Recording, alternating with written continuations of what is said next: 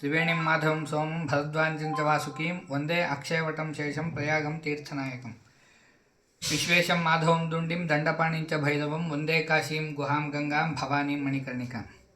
ಎಲ್ಲರಿಗೂ ಕೂಡ ನಮಸ್ಕಾರ. ನಾವು ಇವತ್ತಿನ ದಿವಸ ಕಾಶಿಯಲ್ಲಿದ್ದೀವಿ. ಮಹಾಕುಂಭ ನಡೆಯುವಂತಹ ಜಾಗವಾದಂತಹ ಪ್ರಯಾಗರಾಜದಲ್ಲಿ ಮುಗಿಸಿ, ಪ್ರಯಾಗರಾಜದಲ್ಲಿ ತೀರ್ಥ ಸ್ನಾನಗಳನ್ನೆಲ್ಲ ಮುಗಿಸಿ, ಮಹಾಕುಂಭದ ಪ್ರಯುಕ್ತವಾಗಿ ಮುಗಿಸಿ ಇಲ್ಲಿ ಬಂದಿದ್ದೀವಿ. ಈ ವಿಡಿಯೋ ಮಾಡ್ತಿರುವಂಥ ಉದ್ದೇಶ ಏನು ಅಂತ ಕೇಳಿದ್ರೆ ಎರಡು ಉದ್ದೇಶ. ಒಂದು, ನಮಗಾದಂಥ ಅನುಭವವನ್ನು ತಿಳಿಸೋಂಥದ್ದು. ಎರಡನೇದು, ಮುಂದೆ ಬರುವವರಿಗೆ ಇದರಿಂದ ಏನೋ ಕಿಂಚಿತ್ ಸಹಾಯ ಆಗ್ಬೋದೇನೋ ಅನ್ನುವಂಥ ಉದ್ದೇಶದಿಂದ ಈ ವಿಡಿಯೋ ಮಾಡ್ತಿರೋಂಥದ್ದು. ನಾವು ಹೋದ್ವಿ ಅಥವಾ ನಾವು ಹೇಳಲೇಬೇಕು ಅನ್ನೋ ಉದ್ದೇಶಕ್ಕೆ ಮಾಡ್ತಿರೋಂಥದ್ದಲ್ಲ ಇದು. ಒಂದು ಏನು ಅಂತ ಕೇಳಿದರೆ, ಈ ಕುಂಭಮೇಳ ಅನ್ನುವಂಥದ್ದು ಮೂರು ರೀತಿಯಲ್ಲಿ ನಡೀತದೆ. ಒಂದು ಅರ್ಧ ಕುಂಭ, ಇನ್ನೊಂದು ಕುಂಭ, ಇನ್ನೊಂದು ಮಹಾಕುಂಭ ಅಂತ. ಈಗ ನಡೀತಾ ಇರುವಂಥದ್ದು ಮಹಾಕುಂಭ ಅಂತ. 144 ವರ್ಷಗಳಿಗೆ ನಡೆಯುವಂಥದ್ದು. ವಿಶೇಷವಾಗಿ ಮೌನಿ ಅಮಾವಾಸ್ಯೆ ದಿವಸ ವಿಶೇಷವಾದಂಥ ಸ್ನಾನ. ಆ ಕುಂಭದಲ್ಲಿ ಬೇರೆ ಬೇರೆ ರೀತಿಯಾದಂಥ ಸ್ನಾನ ಅದ.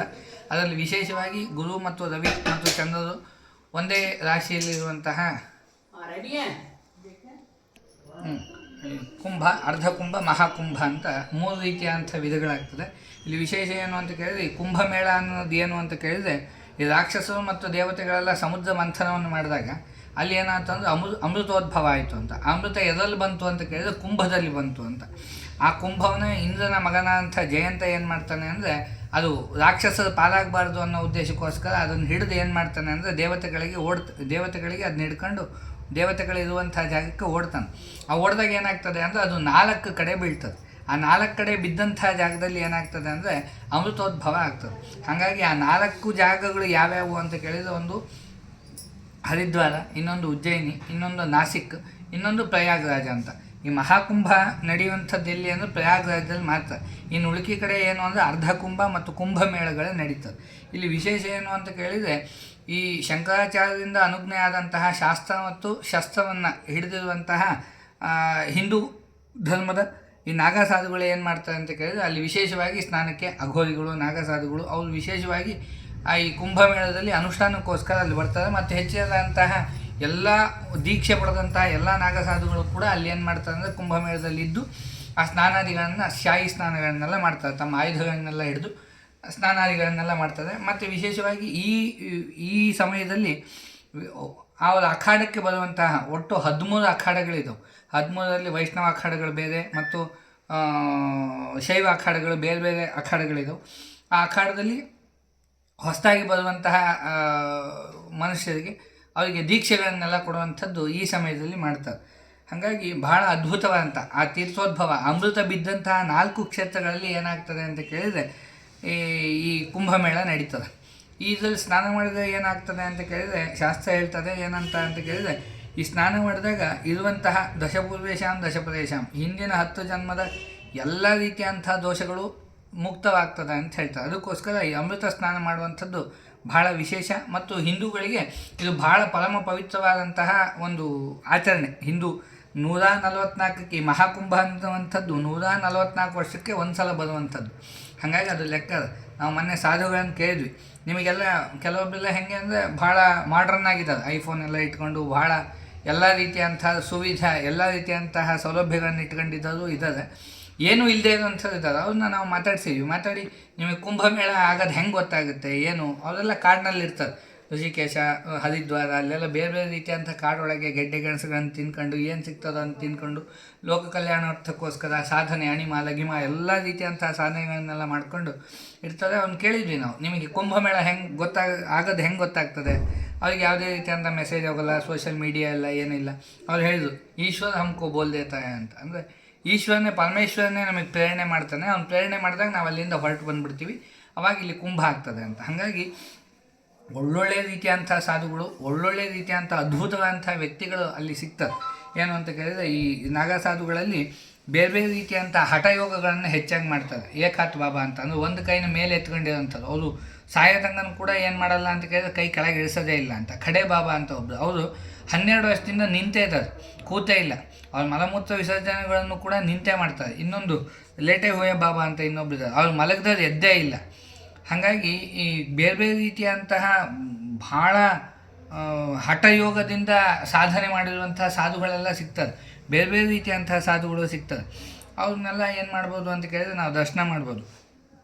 ಮತ್ತು ವಿಶೇಷ ಏನು ಅಂತ ಕೇಳಿದರೆ ಈ ತ್ರಿವೇಣಿ ಸಂಗಮದ ಸ್ನಾನ ಎಲ್ಲ ಆಗ್ತದೆ, ಇದು ಒಂದು ವಿಶೇಷ.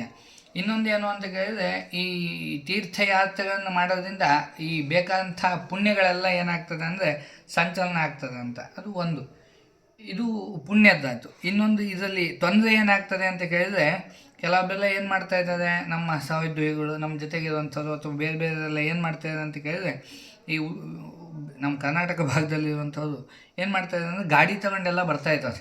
ಸ್ವಂತ ಗಾಡಿ ಇದೆ, 1000 ಕಿಲೋಮೀಟ್ರ್ ಆಗ್ಬೋದು ಅಥವಾ 1500 ಕಿಲೋಮೀಟ್ರ್ ಆಗ್ಬೋದು, 1700 ಕಿಲೋಮೀಟ್ರ್ ಆಗ್ಬೋದು, ನಾವು ಹೋಗಬೇಡ, ಅಲ್ಲಿಂದ ಹೋದರೆ ಆರಾಮ್ ನಾವು ಸ್ನಾನ ಮಾಡ್ಕೊಂಡು ಬಂದುಬಿಡ್ಬೋದು. ಕೆಲವೊಬ್ಬರೆಲ್ಲ ಶಾಹಿ ಸ್ನಾನಕ್ಕೆ ಬಂದುಬಿಡ್ಬೋದು ಅಂಥೇಳಿ ಪ್ಲ್ಯಾನ್ ಮಾಡ್ಕೊಂಡೆಲ್ಲ ಬಂದಿದ್ದಾರೆ.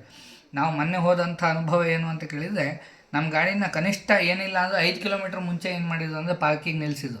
ಅಲ್ಲಿಂದ ಆಟೋ ತಗೊಂಡು ನಾವು ಏನು ಮಾಡಬೇಕಾಯ್ತು ಅಂತ ಕೇಳಿದರೆ ಸಿಟಿ ಒಳಗೆ ಎಂಟ್ರಿ ಆಗಬೇಕಾಯ್ತು. ಅದು ಸಿಟಿ ಒಳಗೆ ಎಲ್ಲಿ ಎಂಟ್ರಿ ಅಂತ ಕೇಳಿದ್ರೆ ಒಂದು 2 ಕಿಲೋಮೀಟ್ರ್ ತನಕ ಮಾತ್ರ ಆಟೋ ಬಂದಿದ್ದು. ಮತ್ತು ಅಲ್ಲಿಂದ ನಾವೇನು ಮಾಡಿದ್ವಿ ಅಂದರೆ ನಮಗೆ ಪರಿಚಯ ಇದ್ದ ಕಾರಣ ನಾವು ಅಖಾಡದಲ್ಲೇ ಉಳ್ಕೊಂಡ್ವಿ. ಅಖಾಡದಲ್ಲೇ ಉಳ್ಕೊಂಡ್ರೆ ನಾವು ಸ್ನಾನಕ್ಕೋಸ್ಕರ ಈ UP ಗೌರ್ಮೆಂಟ್ ಏನು ಮಾಡಿದೆ ಅಂತ ಕೇಳಿದರೆ ಒಟ್ಟು 50 ಎಕರೆಯಲ್ಲಿ ಅದು ಏನು ಅಂದರೆ ಈ ಕುಂಭಮೇಳದ ಪ್ಲ್ಯಾನಿಂಗ್ ಆಗಿರೋಂಥದ್ದು, ಅಂದರೆ ಸುತ್ತ ಒಟ್ಟು ಟೋಟಲ್ 50 ಎಕರೆಯಲ್ಲಿ ಇರೋಂಥದ್ದು 651 ಕಿಲೋಮೀಟ್ರ್ ರೋಡ್ ಮಾಡಿದ್ದಾರೆ. ಅಂದರೆ ನದಿಯಲ್ಲಿ ಓಡಾಡಲಿಕ್ಕೋಸ್ಕರ ಒಟ್ಟು 18 ಸೇತುವೆಗಳನ್ನು ನಿರ್ಮಾಣ ಮಾಡಿದ್ದಾರೆ. ಕೃತಕವಾಗಿ 18 ಸೇತುವೆಗಳನ್ನು ನಿರ್ಮಾಣ ಮಾಡಿದ್ದಾರೆ. ಇಷ್ಟಿದ್ರೂ ಕೂಡ ಏನಾಗಿದೆ ಅಂತ ಕೇಳಿದರೆ ಯಾವುದೇ ರೀತಿಯಂಥ ಮೊಬೈಲ್ ನೆಟ್ವರ್ಕು ಅಲ್ಲಿ ಏನು ಬರಲ್ಲ ಅಂದರೆ ಬರಲ್ಲ. ಜೊತೆಗಿದ್ದ ಮಿಸ್ ಆಗುವಂಥ ಸಂಭವಗಳು ಜಾಸ್ತಿ ಇರ್ತದೆ. ಮತ್ತು ಲೊಕೇಶನ್ ಹಾಕಿದರೆ ಲೊಕೇಶನ್ ಕ್ಲೀನಾಗಿ ಏನಾಗಲ್ಲ ಅಂದರೆ ಪಿನ್ ಆಗಲ್ಲ. ನಾವು ಲೊಕೇಶನ್ ಹಾಕಿರ್ತೀವಿ, ಇಂಟರ್ನೆಟ್ಟೇ ಬರಲ್ಲ. ಇಂಥದ್ದೆಲ್ಲ ಸಮಸ್ಯೆಗಳು ಭಾಳ ಆಗ್ತದೆ. ಗೌರ್ಮೆಂಟ್ ಭಾಳ ರೀತಿಯಂಥ ವ್ಯವಸ್ಥೆ ಮಾಡ್ಯದ. ಆದರೆ ಒಂದು ಸೇತುವೆ ಪೋಲನ್ನು ಒಂದು ಸೇತುವೆ ಕನಿಷ್ಠ ಪಕ್ಷ ಅಂದರೆ 2.5 ಕಿಲೋಮೀಟ್ರ್ ಇದೆ. ಈ ಕಡೆ ದಡದಿಂದ ಆ ಕಡೆ ದಡದಕ್ಕೆ ಹೋಗ್ಲಿಕ್ಕೆ 2.5 ಕಿಲೋಮೀಟ್ರ್ ನಡಿಬೇಕು. ಹಾಗಾಗಿ ಸ್ನಾನ ಮಾಡುವಂಥದ್ದು ಭಾಳ ಕಷ್ಟ ಅದ. ಸ್ನಾನ ಬರಬಾರ್ದು ಅನ್ನೋ ಉದ್ದೇಶಕ್ಕೆ ಮಾಡ್ತಾ ಇಲ್ಲ, ಒಂದು ಸ್ವಲ್ಪ ಎಚ್ಚರಿಕೆಯಿಂದ ಬರ್ರಿ ಅಂತ. ವಯಸ್ಸಾದಂಥವ್ರನ್ನ ಅಥವಾ ಬೇರೆ ಬೇರೆ ರೀತಿಯಾಗಿ ಹುಷಾರಿಲ್ಲದೆ ಅಂಥವ್ರನ್ನ, ಆರೋಗ್ಯದಲ್ಲಿ ವ್ಯತ್ಯಾಸ ಇರೋಂಥವ್ರನ್ನೆಲ್ಲ ಕರ್ಕೊಂಬಂದರೆ ಭಾಳ ಏನಾಗ್ತದೆ ಅಂದರೆ ರಶ್ ಭಾಳ ಇರೋದ್ರಿಂದ ಏನಾಗ್ತದೆ ಅಂದರೆ ತಳ್ಳಾಟ ನೂಕಾಟ ಆಗ್ತದೆ. ಆಮೇಲೆ ಇಲ್ಲಿ ಏನು ಅಂತ ಕೇಳಿದರೆ ಒಂದು ರೋಡ್ನಲ್ಲಿ ನೀವು ಹೋಗಿರ್ತೀರಿ ಅಂದರೆ ಅಲ್ಲಿ ಯಾರೋ VIP ಬರ್ತಾ ಇದ್ದಾರೆ ಅಥವಾ ನಾಗಸಾಧುಗಳಿಗೆ ದೀಕ್ಷೆ ಆಗ್ತದೆ ಅಂದರೆ ಆ ರೋಡ್ ಏನು ಮಾಡಿಬಿಡ್ತಾರೆ ಅಂದರೆ ತಕ್ಷಣದಲ್ಲೇ ಬಂದ್ ಮಾಡಿಬಿಡ್ತಾರೆ. ನೀವು ನೆಕ್ಸ್ಟ್ ಆ ರೋಡ್ನಲ್ಲಿ ಬರೋಕ್ಕೆ ಆಗಲ್ಲ. ನೆಕ್ಸ್ಟ್ ನೀವು ಸುತ್ತು ಹೊಡ್ಕೊಂಡು ಬರಬೇಕು.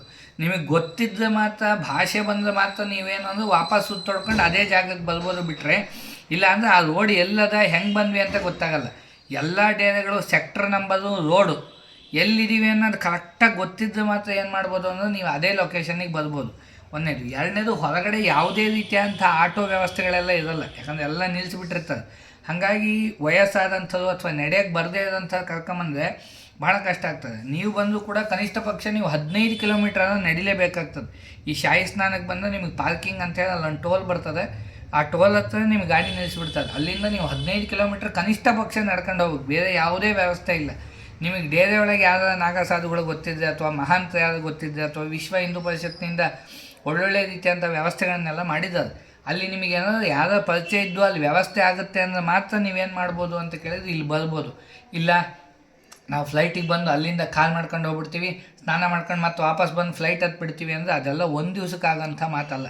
ಯಾಕಂದರೆ ನೀವು ಸ್ನಾನ ಮಾಡ್ಲಿಕ್ಕೆ ಸಂಗಮಕ್ಕೆ ಹೋಗಬೇಕು ಅಂದರೆ ಆ ಡೇರೆಯಿಂದ ಅಥವಾ ನೀವು ಆ ಕುಂಭಮೇಳ ಎಂಟ್ರೆನ್ಸಿಂದ ನಡೆಯೋಕ್ಕೆ ಶುರು ಮಾಡಿದರೆ ಕನಿಷ್ಠ ಪಕ್ಷ ನೀವೇನಿಲ್ಲ ಅಂದರೆ ಒಂದು 15 ಕಿಲೋಮೀಟ್ರ್ ನಡಿಬೇಕಾಗ್ತದೆ.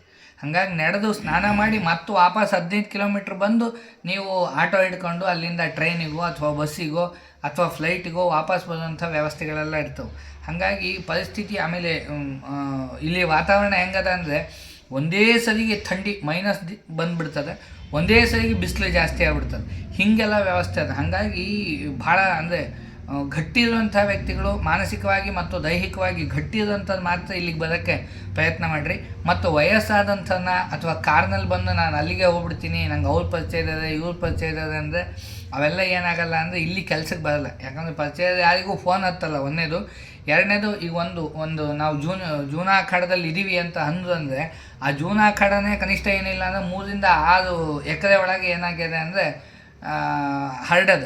ಹಾಗಾಗಿ ಈಗ ಒಬ್ಬರು ಯಾರೋ ಸಂತೋಷಗಿರಿ ಬಾಬಾ ಅಂತ ಇದ್ದಾರೆ ಅಂತ ನೀವು ಹೆಸರು ಹೇಳ್ಕೊಂಡು ಬಂದರೆ ಅಂದರೆ ಆ ಸಂತೋಷಗಿರಿ ಬಾಬಾ ಅನ್ನೋಂಥದ್ದು ಒಂದು 1000 ಜನ ಇರ್ತಾರೆ. ಹಾಗಾಗಿ ಅವ್ನು ಹುಡುಕೋದು ಏನಾಗ್ತದೆ ಅಂದರೆ ಭಾಳ ಕಷ್ಟ ಆಗ್ತದೆ. ಒಂದು. ಎರಡನೇದು ಏನು ಅಂತ ಕೇಳಿದರೆ ಲಗೇಜ್ಗಳನ್ನು ಭಾಳ ಕಡಿಮೆ ಇರ್ತದೆ. ಒಂದು ಲಗೇಜ್ ಮಾತ್ರ ಏನು ನಿಮಗೆ ಎಷ್ಟು ಬೇಕೋ ಅವಶ್ಯಕ ಇದ್ದಂಥದ್ದನ್ನು ಮಾತ್ರ ತಗೊಂಬಂದ್ರೆ ನೀವೇನು ಮಾಡ್ಬೋದು ಅಂತ ಕೇಳಿದರೆ ನೀವು ಓಡಾಡ್ಬೋದು. ಹೆಚ್ಚಿಗೆ ಲಗೇಜು ದಿವ್ಸಕ್ಕೆ ಒಂದೊಂದು ಬಟ್ಟೆ ಹಾಕೋಣಂಥದ್ದು ದಿವ್ಸಕ್ಕೆ ಒಂದೊಂದು ಬೇಕು ಅಂತ ನೀವು ತಗೊಂಬಂದ್ರೆ ಅಂದರೆ ಏನಾಗ್ತದೆ ಅಂದರೆ ಅದನ್ನು ಹೊತ್ಕೊಂಡು ಓಡಾಡೋದು ಏನಾಗ್ತದೆ ಅಂದರೆ ಭಾಳ ಕಷ್ಟ ಆಗ್ತದೆ. ಒಂದು ಎರಡನೇದು ಭಾಷೆ ಬಲ್ಲರನ್ನ ಕರ್ಕೊಂಬರ್ರಿ.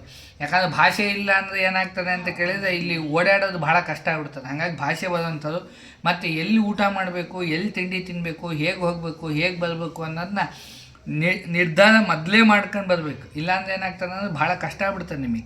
ಎರಡನೇದು ಇವತ್ತು ಒಂದು ಸ್ನಾನ ಮಾಡಿ ಇವತ್ತೇ ಹೋಗ್ತೀನಿ ಅನ್ನೋ ಪ್ಲ್ಯಾನಿಂಗ್ ಮಾಡಬೇಡ್ರಿ. ಕನಿಷ್ಠ ಪಕ್ಷ ಒಂದು 3-4 ದಿವಸ ಇರ್ತೀವಪ್ಪ. ಬರೀ ನೀವು ಹೊರಗಡೆದೇನು ನೋಡೋದು ಬೇಡ, ಬರೀ ನೀವು ಅಲ್ಲಿ ಅಖಾಡದಲ್ಲಿರುವಂಥ ಜನರನ್ನು ಬರೀ ಅದನ್ನು ನೋಡ್ಲಿಕ್ಕೋಸ್ಕರ ಏನು ಅಂದರೆ 3-4 ದಿವಸ ಸಮಯ ಇಟ್ಕೊಂಡು ಬರ್ರಿ. ಸಮಯ ಇಟ್ಕೊಂಡು ಬಂದರೆ ಏನಾಗ್ತದೆ ಅಂದರೆ ನಿಮ್ಮ ಪ್ರಯಾಗರಾಜ ಒಳ್ಳೆಯ ರೀತಿಯಂಥ ಅನುಭವಗಳನ್ನು ಕೊಡ್ತದೆ. ಆಮೇಲೆ ಹೆಚ್ಚಾಗಿ ಒಳ್ಳೆಯ ರೀತಿಯಂಥ ಸಾಧುಗಳನ್ನೆಲ್ಲ ದರ್ಶನ ಆಗ್ತದೆ. ಊಟ ತಿಂಡಿ ನಿಮಗೆ ಡೇರೆ ಒಳಗೆ ಆಗ್ತದೆ. ನೀವು ಒಳಗಡೆ ಎಂಟ್ರಿ ಆಗಿಬಿಟ್ರೆ, ಮಹಾಕುಂಭದ ಒಳಗೆ ಎಂಟ್ರಿ ಆಗಿಬಿಟ್ರೆ ನಿಮ್ಗೆ ಅಲ್ಲೇ ಎಷ್ಟೋ ಜನ ಫ್ರೀ ರಸ್ಕು, ಬಿಸ್ಕೆಟು, ಆಮೇಲೆ ಬ್ರೆಡ್ಡು, ಕಾಫಿ, ಟೀ ಏನು ಬೇಕೋ, ಉಪ್ಪಿಟ್ಟು, ಆಮೇಲೆ ಏನೋ ಪೊಂಗಲ್ಲು ಎಲ್ಲ ಕೊಡ್ತಾರೆ ನಿಮಗೆ. ಕೊಡೋಕ್ಕಿಲ್ಲ ಅಂತಲ್ಲ, ಬಟ್ ನೀವು ಓಡಾಡೋಕ್ಕೆ ಏನಾಗಿರ್ಬೇಕು ಅಂದರೆ ಗಟ್ಟಿ ಇರಬೇಕಂತ. ಹಾಗೆ ಪ್ಲ್ಯಾನ್ ಮಾಡ್ಕೊಂಡು ಏನು ಮಾಡಿರಿ ಅಂದರೆ ಬರ್ರಿ. ಮತ್ತು ಇಲ್ಲಿ ಬಂದಾಗ ನಾವು ಇಲ್ಲೇ ಕಾಶಿ ಹತ್ತಿರ ಆಗ್ಬಿಡ್ತದೆ, ಕಾಶಿಗೆ ಹೋಗಿ ದರ್ಶನ ಮಾಡ್ಕೊಂಬಂದ್ಬಿಡ್ತೀವಿ. ಅಯೋಧ್ಯೆ ಹತ್ತಿರ ಆಗ್ಬಿಡ್ತದೆ, ಅಯೋಧ್ಯೆಗೆ ಹೋಗಿ ಬಂದುಬಿಡ್ತೀವಿ ಅನ್ನೋ ಪ್ಲ್ಯಾನ್ ಎಲ್ಲ ಇಟ್ಕೊಬಿಡ್ರಿ.